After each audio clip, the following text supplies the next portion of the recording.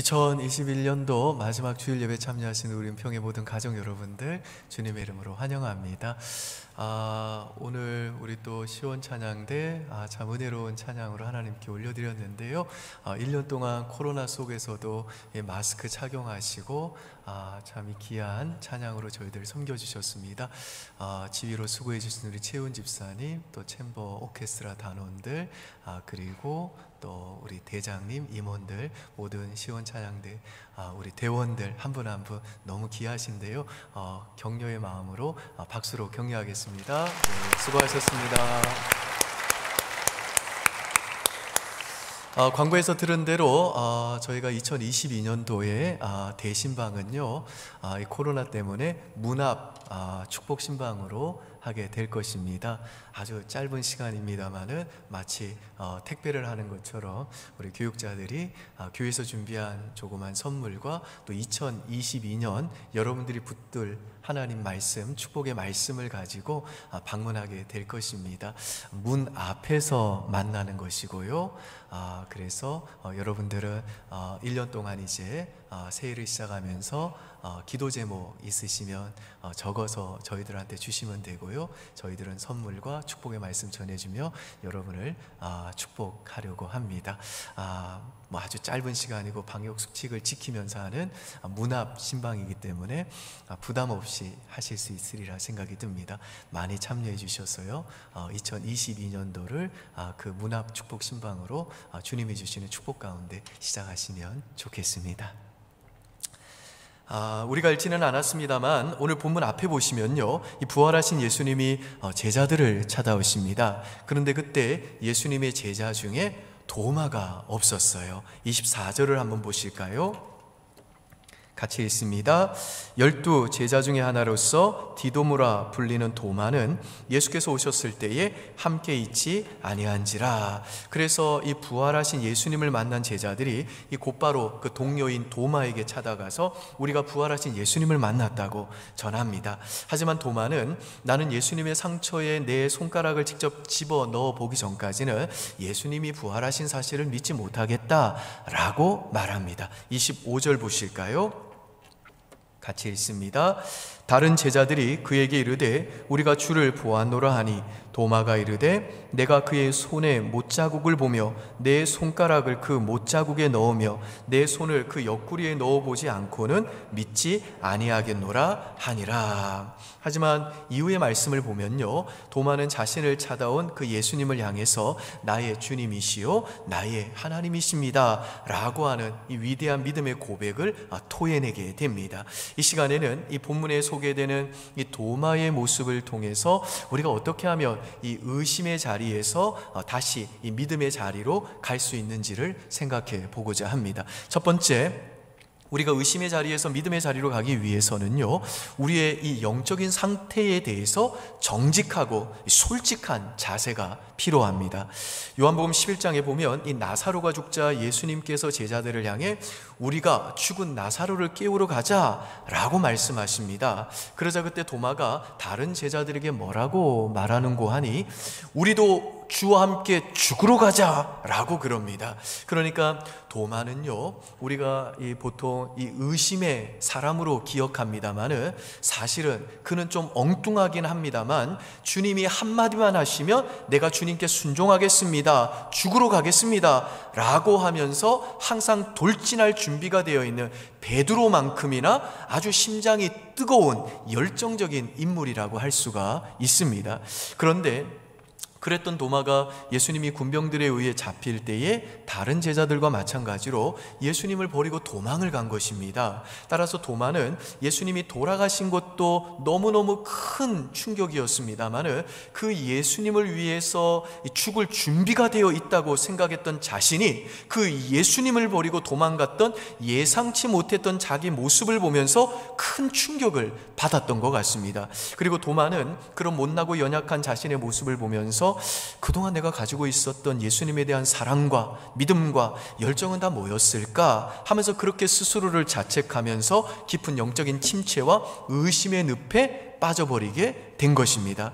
여러분, 이 그리스도인들도 보면요, 기질과 성격이 다 다양합니다. 그래서 특별히 기질적으로 아주 열정적이라서 예수를 믿고 아주 행복했던 사람이 이 도마처럼 영적으로 큰 실패를 경험하게 되면요, 스스로에게 너무 실망하고 낙심에 빠집니다. 그러면서 하나님, 나는 아닌 것 같아요. 내 신앙은 너무 보잘것없는 것 같습니다. 그러면서 자신의 그 영적인 실패가 하나님을 향한 의심의 뿌리가 되고 자신의 그 못난 모습에 너무너무 실망해가지고 영적 침체와 의심에 깊이 빠져들어가는 경우가 있습니다. 특히 이 코로나가 장기화되면서 이제 교회 가지 않고 온라인으로 예배드리는 것도 점점 익숙해지고 이전에 뜨겁던 그 주님을 향한 열정이 식어지면서 그동안 내가 가지고 있었던 믿음이 다 뭐였을까? 내가 진짜 예수님을 믿었던 사람일까? 내 믿음은, 그리고 내가 했던 그 헌신들은 정말 다 진심이었을까? 하는 자신의 그 영적 실패로 인해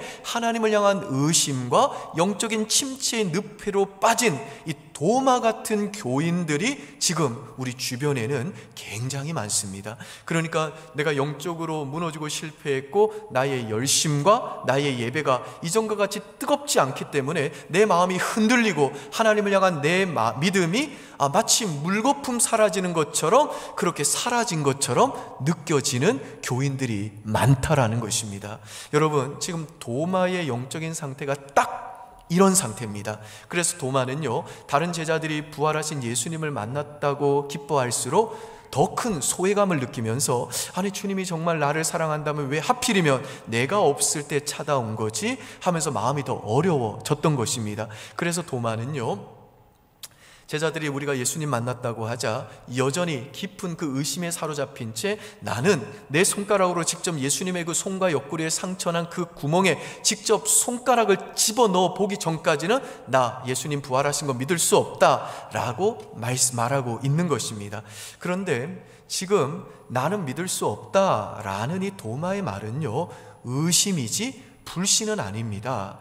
여러분, 이 의심과 불신은 다른 겁니다. 어떻게 다르냐면, 의심이라는 것은 내가 믿고 싶은데 안 믿어지는 거예요. 하나님의 살아계심과 하나님이 나를 사랑하시는 것을 진짜 믿고 싶은데 이게 믿어지지 않는 것, 이게 의심입니다. 반면에 불신은 뭐냐면 믿고 싶지도 않고 믿지도 않는 겁니다. 그래서 이 불신을 가진 사람은요, 믿지 않기로 마음의 결정을 이미 딱 해버렸기 때문에 이 불신하는 사람의 마음에는 갈등이 없습니다. 마음에 어려움이 없어요.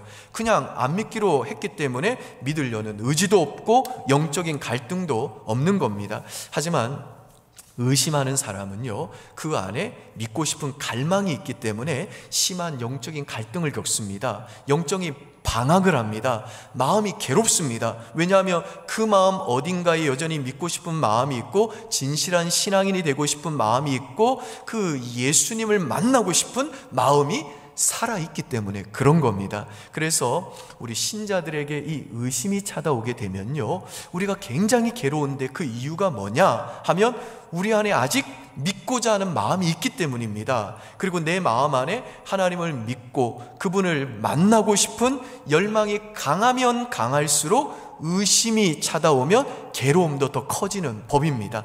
지금 도마는 바로 이런 의심의 상태에 빠져 있는 거예요. 불신이 아닌 겁니다. 의심의 상태에 빠져 있는 겁니다. 그러니까 도마는 지금 영적으로 침체되어서 의심에 빠져 있지만 그렇다고 해서 정직까지 잃어버린 사람은 아닙니다. 그는 거짓말을 하지 않습니다. 도리어 그는 내가 내 눈으로 예수님을 보고 그 상처난 구멍에 내 손가락을 넣어보지 않고서는 예수님이 부활하신 걸 못 믿겠다라고 자신의 그 영적인 상태에 대해서 아주 정직하고 아주 솔직하게 고백하고 있는 겁니다. 그리고 자신의 이 영적인 상태에 대해서 이렇게 정직하고 솔직한 이 도마의 이 태도가 바로 의심의 자리에서 믿음의 자리로 가는 첫 번째 열쇠가 되는 겁니다. 왜냐하면 자신의 이 영적인 상태에 대해서 정말 정직하고 솔직한 사람에게는요, 예수님이 그 마음을 아시고 반드시 찾아와 주시기 때문에 그렇습니다. 26절과 27절 한번 보실까요? 26절 제가 읽을 테니 여러분이 27절 읽겠습니다. 여드레를 지나서 제자들이 다시 집 안에 있을 때에 도마도 함께 있고 문들이 닫혔는데 예수께서 오사 가운데 서서 이르되 너희에게 평강이 있을지어다 하시고.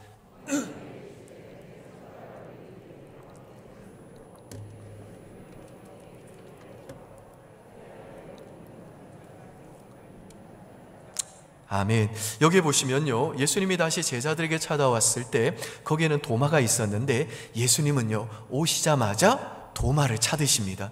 그리고 예수님은 자신의 그 상처난 손과 옆구리를 보여주시면서 너의 손을 내밀어 그 구멍난 내 상처에 넣어보라고 말씀하십니다. 그러자 도마가 어떻게 반응하는지 28절 보실까요? 같이 읽습니다.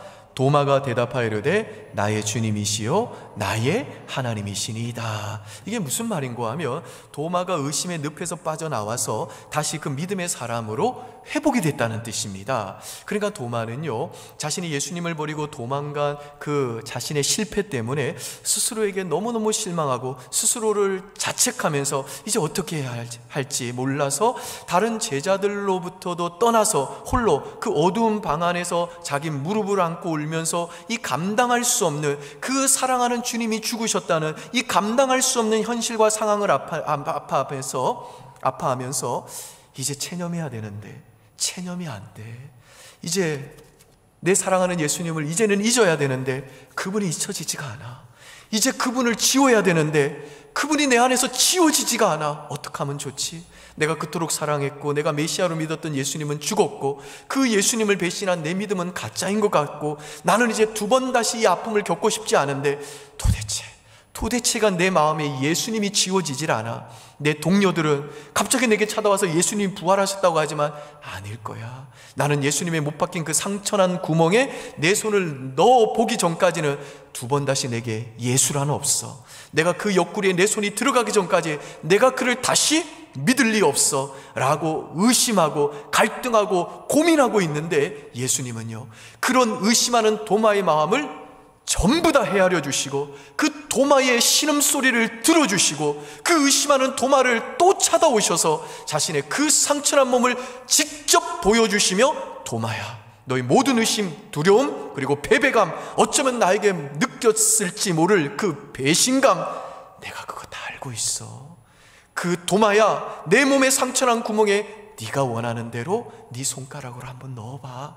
그리하여 믿음 없는 자가 되지 말고 믿는 자가 돼 라고 지금 말씀해 주시는 겁니다. 여러분, 네 손가락으로 이리 내밀어 내 손을 보고 네 손을 내밀어 내 옆구리에 넣어보라고 하시는 예수님의 이 말씀, 누가 했던 말인가요? 정확하게 도마가 외친 말이잖아요. 그러니까 예수님이요, 도마의 이 말을 다 듣고 계셨던 거예요.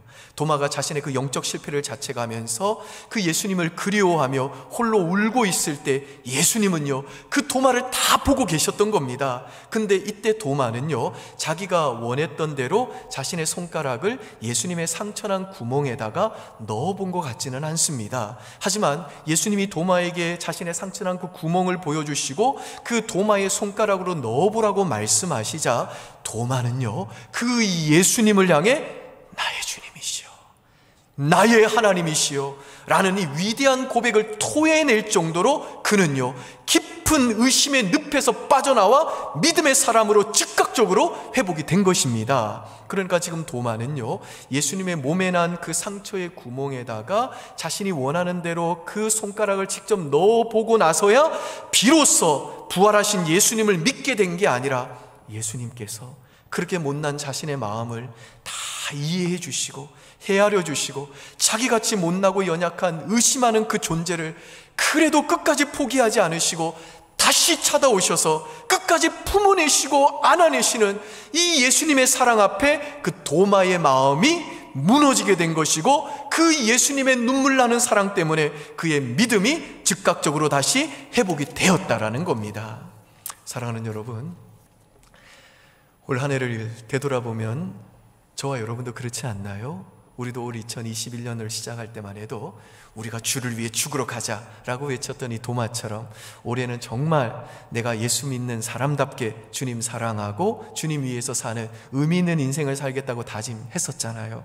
정말 예수의 제자답게 남들에게도 잘하고 이웃도 잘 섬기고 좋은 남편과 좋은 아내가 되고 교회에서도 정말 좋은 신실한 성도가 되고 교회를 멋지게 한번 섬겨보겠다고, 그리고 가정에서도 자식에게 좋은 아빠 좋은 엄마가 되고 싶었던 그 진심과 그 열정이 우리에게도 있었잖아요. 그러나 어느 순간부터 이 코로나 때문에 답답하고 막막하고 또 사는 게 너무 바빠지고 또 힘들어지니까 나도 모르게 또 영적으로 긴장이 풀어지고 주님을 향한 열정과 사랑과 믿음도 식어지고 또 영적인 이 실패에 자주 넘어지는 못나고 연약한 내 자신의 모습을 보면서 실망하고 스스로를 자책하면서 의심과 영적인 침체의 늪에 깊이 빠져들어가는 것 같은데, 그럼에도 불구하고 주님은요, 그렇게 못나고 연약한 나를 끊임없이 다시 찾아와 주셔서 나를 안아내시고 내 아들아, 내 사랑하는 딸아, 내 옆구리에 손 넣어봐, 여기 손바닥에 한번 네 손가락으로 찔러봐 라고 하는 주님의 이 눈물나게 고마운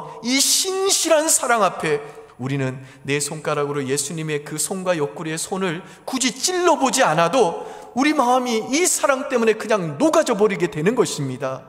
사랑하는 여러분, 오늘 여러분 중에는 어쩌면요, 올 한 해의 이 끝자락에 선 지금 유독 올 한 해의 인생이 춥고 우리가 인생에서 등반해야 되는 그 산의 봉우리들이 높다 싶은 분들 계실 겁니다. 그래서 이제는 정말 인생의 산을 도저히 올라갈 수 없을 것 같아 그냥 여기서 자고 싶고 여기서 포기하고 싶고 그냥 여기서 주저앉고 싶고 드러눕고 싶고 그냥 쉬고 싶고 이제는 사람들도 만나기 싫고 그래서 도마처럼 그냥 어딘가에 갇혀가지고 홀로 이 동굴 속에 있고 싶은 분들 계실 겁니다. 교회를 섬기면서도요, 그 섬기는 자리를 이제는 좀 떠나고 싶고 새롭게 사업을 참 호기롭게 시작을 했는데 이 코로나 때문에 혹은 다른 사정 때문에 이제는 사업이 너무 안 돼가지고 도저히 소망 없다 싶어 사업도 접고 싶고 하나님께서 내게 주신 가정도 떠나고 싶고 모든 것을 포기하고 싶고 주저앉고 싶은 분들 이 자리에 계시는 줄로 압니다. 여러분, 만약 지금 여러분의 영적인 상태가 이 도마와 같은 그런 상태라고 한다면 사랑하는 여러분, 그 순간 꼭 기억하십시오. 우리 예수님은요, 도마처럼 넘어지고 쓰러진 당신의 백성들 결단코 안전뱅이로 만드시는 분이 아닙니다. 우리 예수님은 어떤 분이시냐? 우리의 그 영적인 상태가 도마처럼 아무리 깊은 침체와 의심의 늪에 빠져 있다 할지라도, 우리가 그 주님을 거부할 정도로 그 주님을 외면하고 있다 할지라도, 우리 예수님은요, 도마처럼 우리가 정직하고 솔직하게 힘들면 힘들다고, 아프면 아프다고, 도와달라고 살려달라고, 나는 지금 주님이 필요하다고 작은 신음소리로라도 그 주님을 찾기만 하며 우리 예수님은 그 우리의 작은 신음소리까지 들으시고 주저없이 우리에게 또 달려오셔서 그 못자국난 손과 창자국난 옆구리를 직접 보여주시며 내 아들아, 내 딸아, 내가 너 힘든 거 안다. 네 손가락으로 다시 내 상처난 몸에 넣어봐라. 그리하여 믿음 없는 자가 되지 말고 믿는 자가 되라. 세상을 이기는 것은 바로 그 믿음이기 때문이다 라고 말씀하시고 넘어지고 쓰러진 우리들 다시 일으켜주시는 좋은 주님, 그 주님이 바로 우리가 믿는 예수님이신 거 믿을 수 있기를 바랍니다. 저는 오늘 이 시간 넘어지고 쓰러진 우리를 다시 일으켜주시고 그 깊은 의심과 깊은 영적 침체의 늪에 빠진 우리의 믿음도 다시 회복시켜주시는 이 예수님 만나는 은혜가 저와 여러분 모두에게 있으시기를 주님의 이름으로 축원드립니다. 아멘.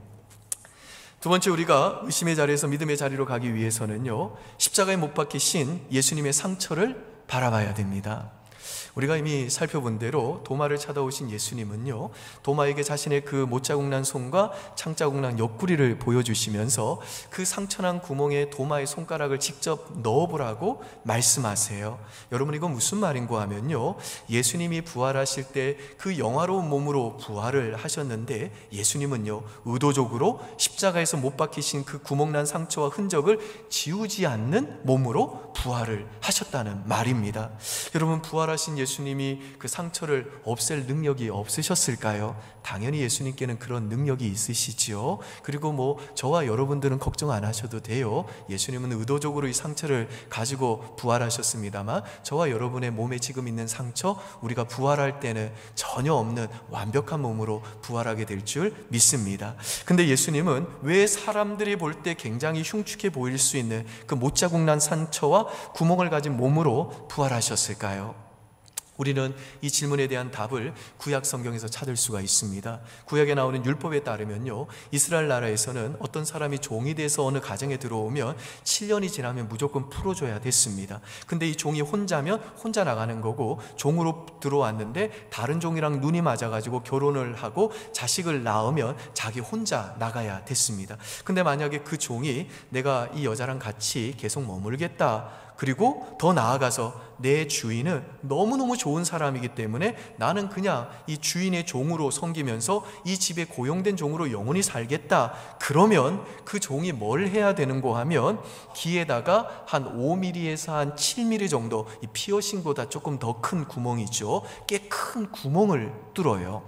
그래서 어떤 종이 귀에 구멍이 나 있으면 그 사람은 자기 가족을 사랑해가지고 스스로 계속해서 종의 신분이 되기로 작정한 사랑의 노예가 된 사람인 것입니다. 자, 이걸 이제 이 노예 가족의 입장에서 한번 생각을 해보시죠. 이제 남편은 풀려날 기간이 다 됐어요. 아내는 남편이 떠날 때가 됐다는 것을 알고 있습니다. 남편은 아내에게 이 종의 생활을 끝내고 싶어하는 눈치를 여러 번 줬어요.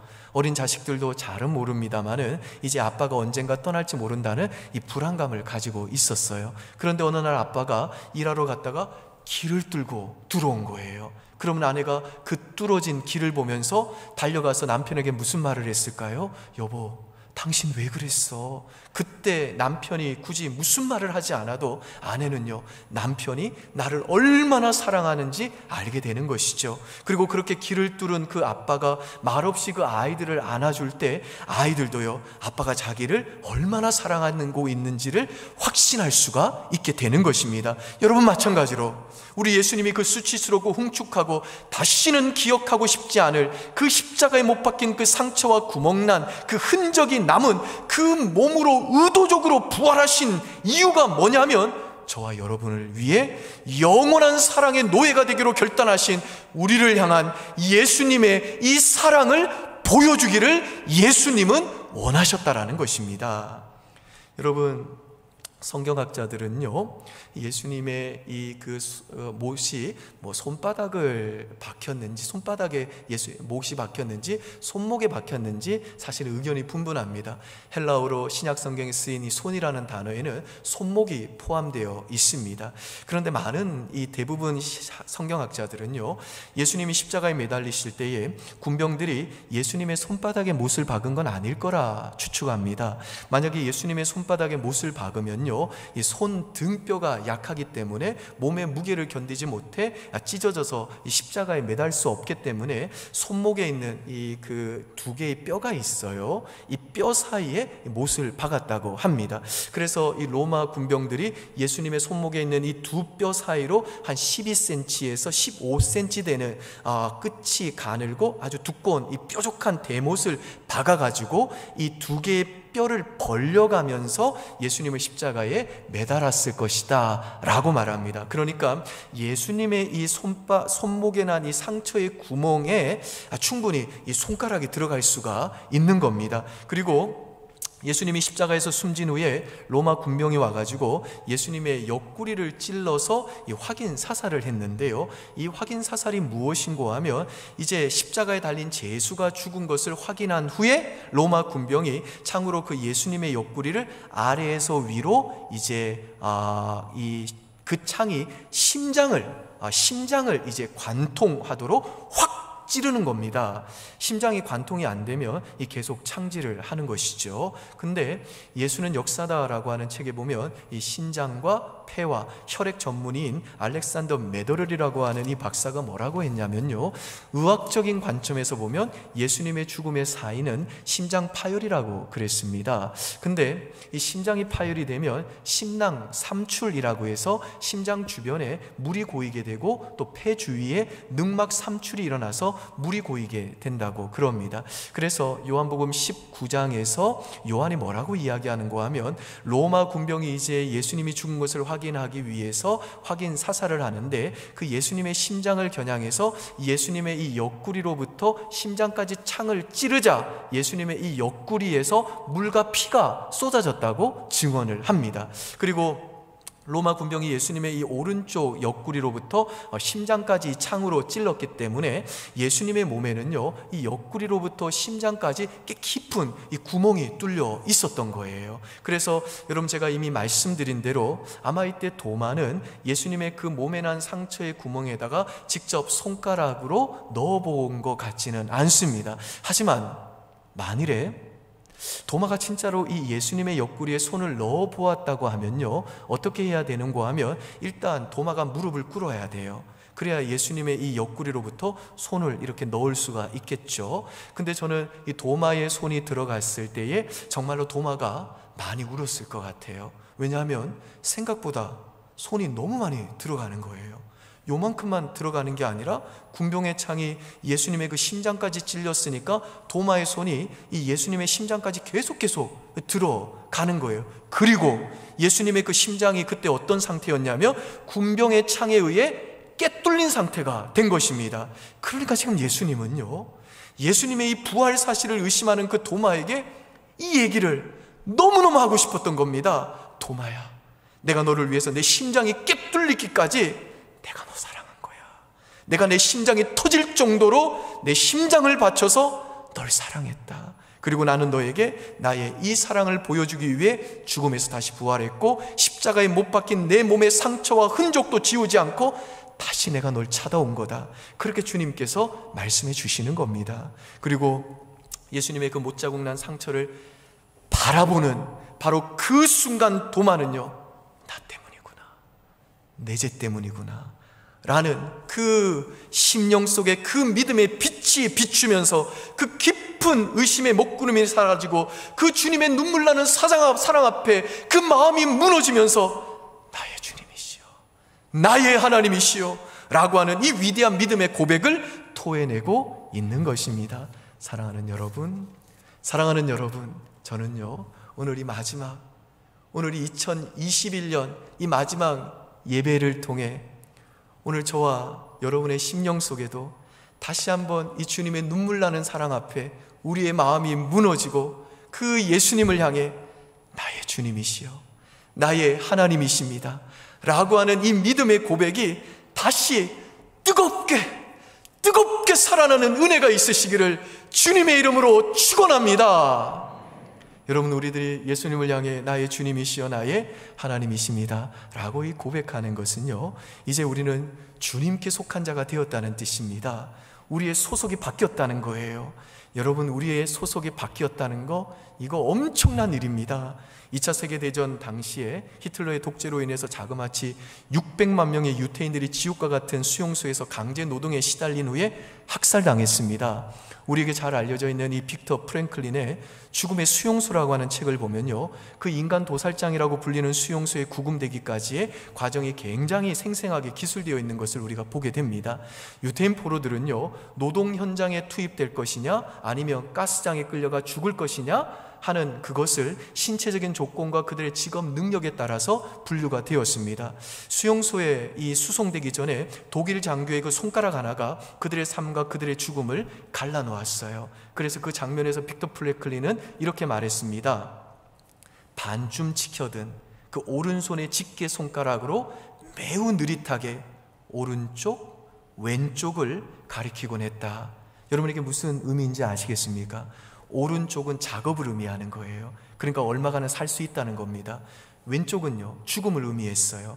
그러면 작업반장의 그 지시를 따라 오른쪽에 선 사람들은 작업반으로, 이제 왼쪽에 선 사람들은 죽음으로 가는 열차에 그들의 몸을 싣는 겁니다. 생사가 갈리는 거예요. 사랑하는 사람들끼리도 가족끼리도 그 소속이 다르면 다른 열차를 타는 겁니다. 이렇게 그들은 자신이 어디를 향해 가는지 알지 못했지만 또 그 길 끝에 무엇이 기다리는지 몰랐지만 그들의 소속이 다를 때 그들의 길은요, 완전히 달라졌다라는 겁니다. 여러분, 우리가 예수를 믿을 때도요, 우리의 영혼에 이 소속 변화가 일어나는 겁니다.